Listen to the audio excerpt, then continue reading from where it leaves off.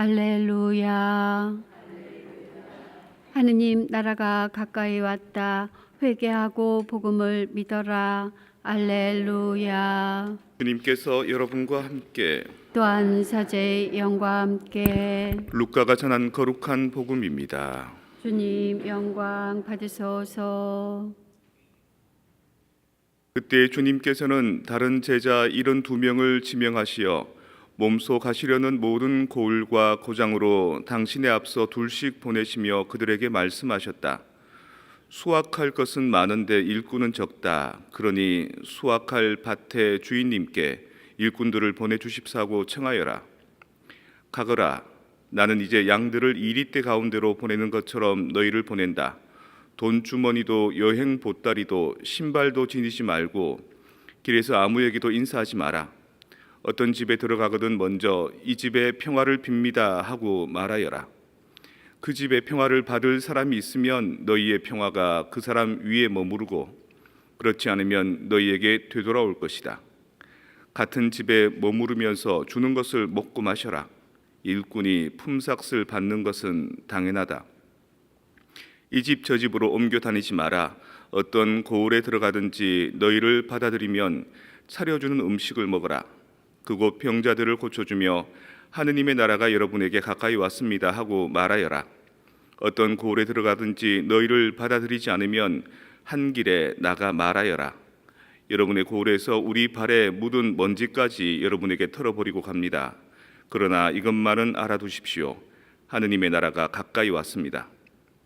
내가 너희에게 말한다. 그날에는 소돔이 그 고을보다 견디기 쉬울 것이다. 주님의 말씀입니다. 그리스도님 참여합니다.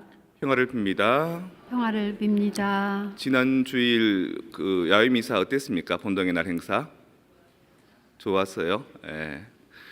미사 같이 하고 그죠? 그리고 같이 밥 먹고 이 얘기 나누고 뭐 아이들은 운동하고 그보다 더 좋을 수 없는 분위기였죠. 근데 오늘 복음 말씀이 저는 야외 미사하는 듯한 그런 느낌이 듭니다. 내가 이제 양들을 이리떼 가운데로 보내는 것처럼 너희를 보낸다. 어떤 집에 들어가거든 먼저 이 집에 평화를 빕니다 하고 말하여라. 그 집에 평화를 받을 사람이 있으면 너희의 평화가 그 사람 위에 머무르고 그렇지 않으면 너희에게 돌아올 것이다. 이 집 저 집으로 옮겨 다니지 마라. 어떤 고을에 들어가든지 너희를 받아들이면 차려주는 음식을 먹어라. 야외미사 끝나고 내 구역에서 같이 음식 나눠 먹는 것 그런 거 얘기하지 않을까요? 근데 그 구역에서 나를 받아들여 줄까 안 받아들여 줄까? 내가 소속되어 있는 프레시디움에서 나를 받아들여 줄까 안 받아들여 줄까? 늘 인간은 그런 고민들을 하죠, 그죠? 내가 여기에 받아들여질까 안 받아들여질까? 오늘 독서 말씀도 그렇습니다. 욥이 얘기합니다. 여보게 내 벗들이여 날 불쌍하게 여겨주게. 하느님의 손이 나를 내치셨는데 자네들은 어찌하여 나를 하느님처럼 몰아세우는가. 내 속에서 내 간장이 녹아내리는구나 이렇게 얘기합니다. 사람들 사이에 생기는 그 역학관계 내가 받아들여지는가 내가 받아들여지지 않는가 이 부분이 사실은 우리의 초미의 관심사고 우리가 살아가면서 제일 긴장관계를 형성하게 하는 거죠. 공산주의라는 단체가 있지 않습니까? 커뮤니스트라고 합니다. 그 커뮤니스트란 말이 어디에서 나오냐면 성체성사에서 나왔습니다. 성체성사를 영어로 하면 커뮤니언이라 그러거든요. 빵을 하나 같이 나누어 먹는 것. 그러니까 여러 그 자본가들, 여러 뭐 돈 많은 사람들 이런 사람이 있지만 그거를 같이 나누어 먹자 그러면서 재산을 공동 소유로 해서 나누자라고 한 게 공산주의죠. 근데 공산주의는 실패했습니다. 역사가 증명하듯이 그거를 목적을 이루기 위해서 너무 폭력적이었고 또 그거를 이루기 위해서 사람들의 그 욕구들을 다 말살시켜 버렸습니다. 뭔가 열심히 살아서 내가 성취하기 위해서 이런 동기부여를 다 끊어버린 거죠. 공산주의가 커뮤니언 성체성사에서 나왔다 그러니까 수도원을 한번 볼까요? 수도원도 사람들의 욕구를 다 끊어버립니다. 뭘 가지고 내 역량을 발휘하고 그렇게 성취하고 이렇게 해서 역동적으로 막 이렇게 살아가야 되는데 그걸 다 이렇게 가난과 겸손과 절제의 덕으로 뭔가 튀는 것들을 이제 자제하는 그런 무드들이 있는 거죠. 그래서 많은 수도회에서 약간의 무기력증에 많이 빠집니다. 그 무기력해지면은 자는 것도 깨는 것도 일상을 사는 것도 점점 관계 안에서 평가받는 것, 내가 받아들여지는가 받아들이지 않는가 이 부분에서 불편할 수밖에 없는 거죠. 그 중에 조금 잘 따라하는 사람이 있는가 하면 그 중에 못 따라하는 사람도 있는데 그 사람들의 포션들이 점점 커집니다. 결국에는 잘 따라하는 사람 몇몇 사람이 거기를 이끌게 되고 나머지 사람들은 요지부동 아무것도 하지 않으려고 하는 그런 태도가 되고 마는 거죠. 레지오 마리아도 다르지 않습니다. 레지오가 군대 군사 아닙니까? 그래서 그 18세기 이후에 산업혁명이 생겨나고 또 빈부격차가 생겨나고 그래서 이제 공산주의도 생겨나고 그 삶이 예전하고 완전 다른 그런 삶이 된 거죠. 그때 가톨릭 교회에서 한 단체에서 이런 상황에서 우리가 가만히 있을 수 없다.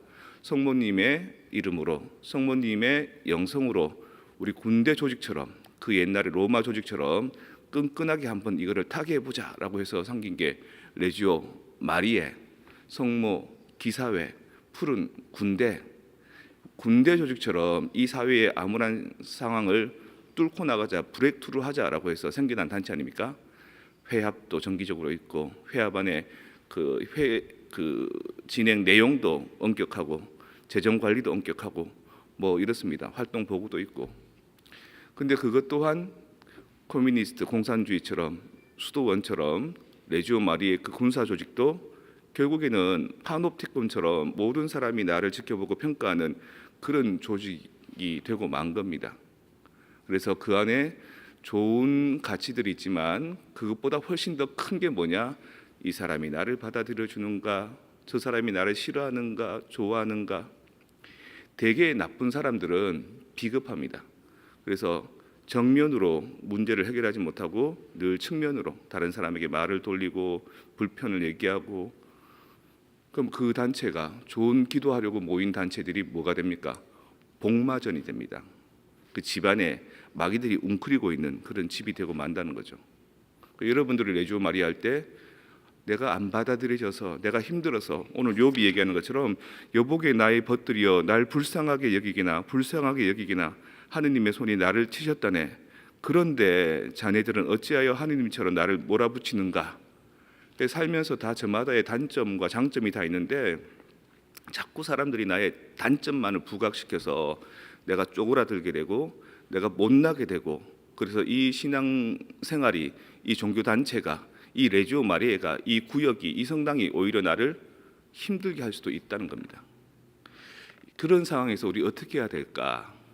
뭘 해야지 오히려 여기에서 내가 자존감을 느끼고 내가 행복하고 다른 사람에게도 내가 잘 받아들여주고 나도 다른 사람을 잘 받아들여줄 수 있을까? 군대가 강릉 잠수함 간첩들이 온 적이 있습니다. 97년도인가 8년도인가 그때 이제 그 간첩들이 그 한국의 그 군인들이 입는 군복을 입고 계급장을 노란 계급장을 달고 왔거든요. 이게 간첩인지 우리 국군인지 구별이 안 되잖아요. 그래서 계급장을 바꿨습니다. 노란색에서 까만색으로. 그랬더니만 평소에는 계급이 보이니까 나보다 계급 높은 사람들 경례를 이렇게 했잖아요, 그죠? 근데 이제 모르니까 까만색이니까 경례 안 하고 막 지나가는 겁니다. 그 상관도 있고 밑에 부하도 있는데 부하들이 상관한테 경례 안 하고 지나가는 그런 일들이 잦아지는 겁니다. 질서가 막 흉흉해지는 거죠. 그래서 군대가 군대답지 않게 한 가지 아이디어를 냈습니다. 먼저 경례 붙이기.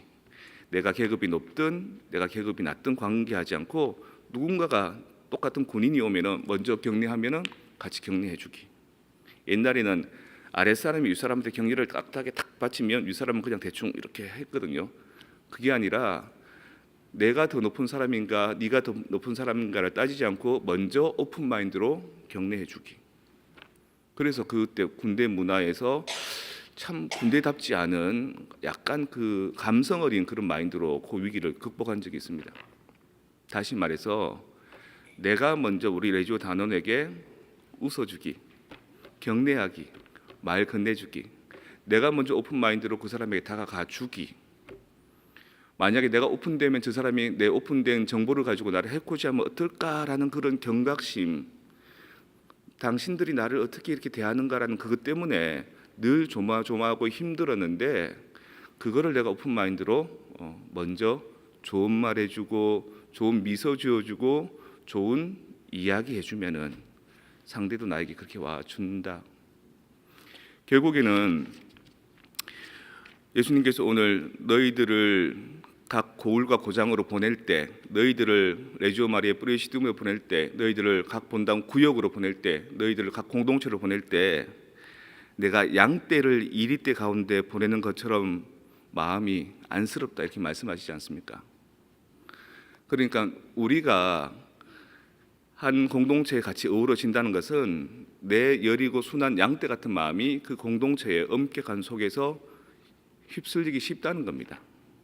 그렇다면 그것 때문에 우리는 이 단체 활동이나 성당 활동을 하지 않아야 되는가? 아니요. 그 군대처럼 먼저 내가 당신을 존중해주고 리스펙해주고 당신 속에 숨어있는 예수님의 가치를 발견해주고 감탄해주면은 그냥 기도하는 것 이상으로 우리 안에서는 좋은 무드와 좋은 분위기가 형성되어서 늘 이 단체에, 이 브레시드움에, 늘 이 성당에 오고 싶은 마음이 생긴다는 겁니다.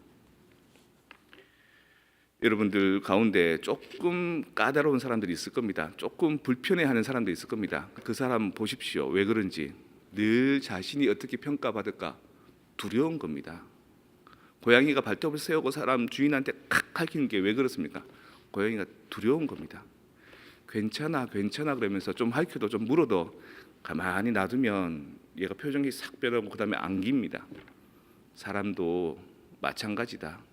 나에 대해서 근거 없는 소리를 흘리고 나에 대해서 표정을 굳게 하고 나를 별로 안 좋아하는 그 사람한테도 내 팔을 맡기고 내 몸을 맡기고 십자가에 예수님이 못 박혀 죽으신 것처럼 나를 내어 맡기면 그 사람이 마음이 안정될 때 나와 한 몸, 한 형제 자매, 한 공동체가 될 수 있다. 결국 레지오 마리아 활동할 때 기도보다도 아니면 활동 보고보다도 그 어떤 형식보다 더 중요했던 게 무엇이었느냐, 그 기저에 깔려있던 나는 너를 어떻게 생각하고 너는 나를 어떻게 생각해 주느냐가 문제였다.